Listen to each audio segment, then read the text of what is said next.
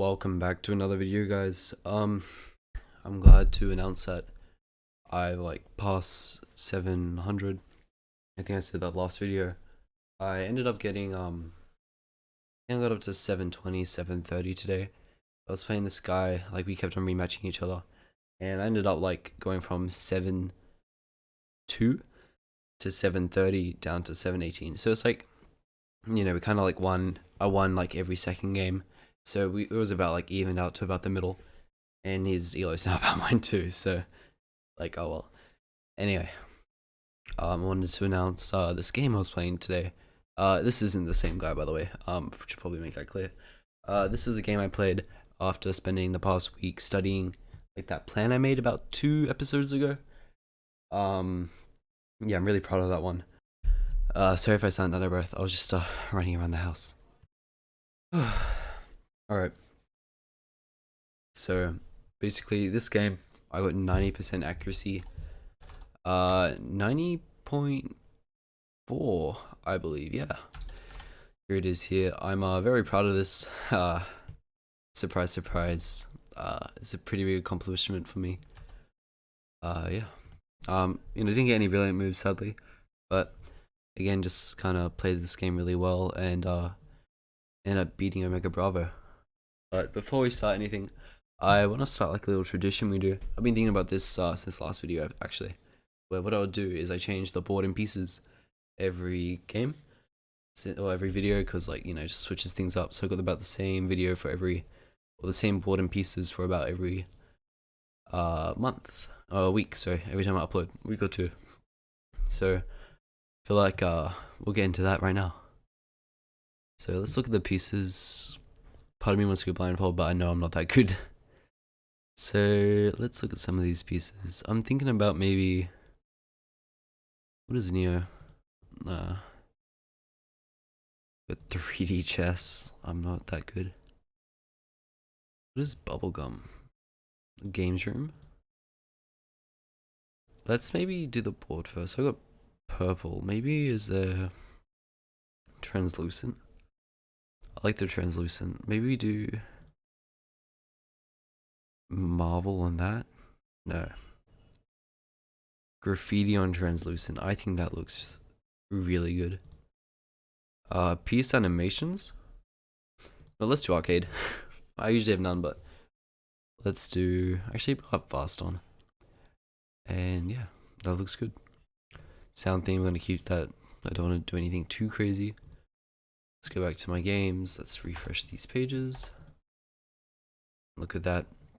That looks a lot nicer on the eyes, actually. I quite like this theme. I might keep this theme for later. I like the red and white with this translucent background. Maybe this becomes my theme after a while. Who knows? Maybe I'll come back to this. I actually really like this. I might not even change again. Anyway, so let's get into this game, because obviously this is why you guys came here.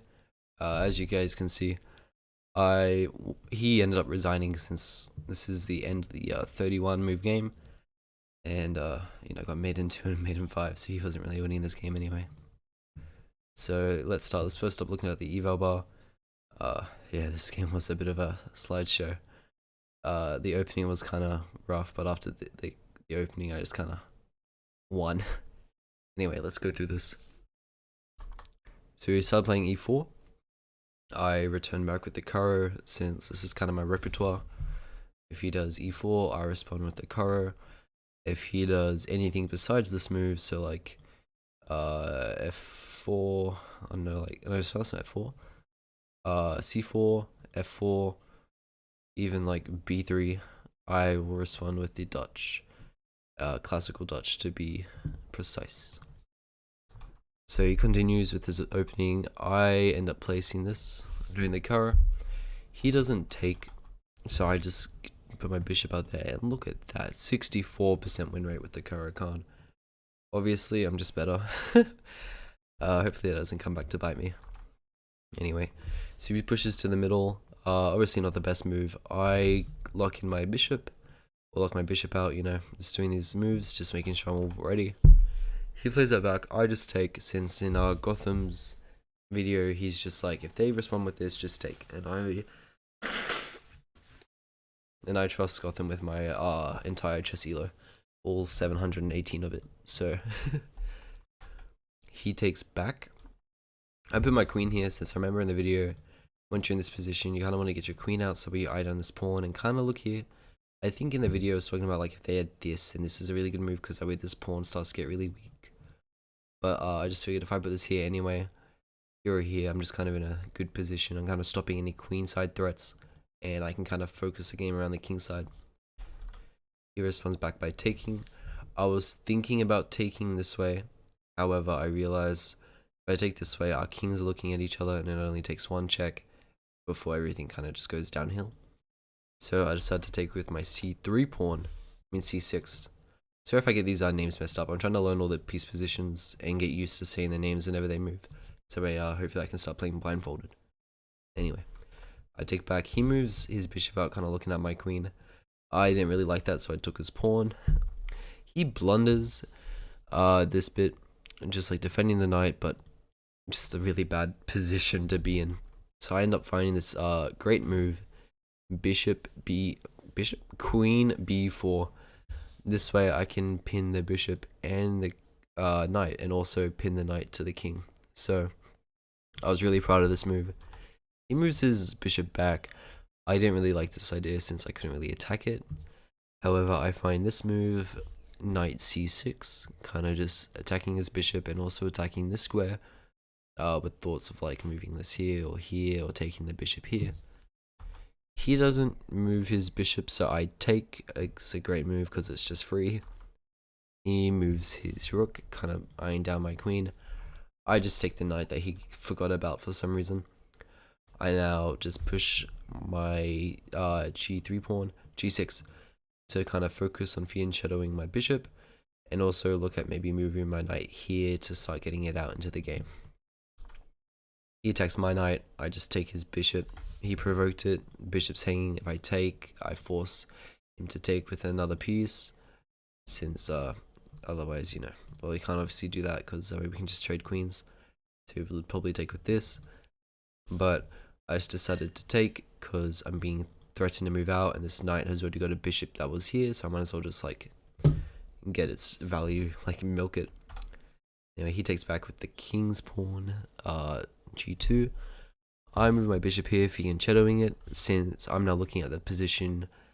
Actually, I kind of looked at it back here, even, and I realized like he's got pieces activated. He's got his bishop and rook activated. His queen and rook here just haven't really left their squares.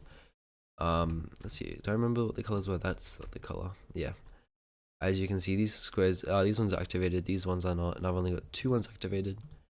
So my kind of thought process was here, sorry, I'm coming back to this, was if I take bishop, I'm getting one of their really powerful pieces out because I can just stare across the entire board on the diagonal, which means I only have to worry about up and down, left, right, and the queen.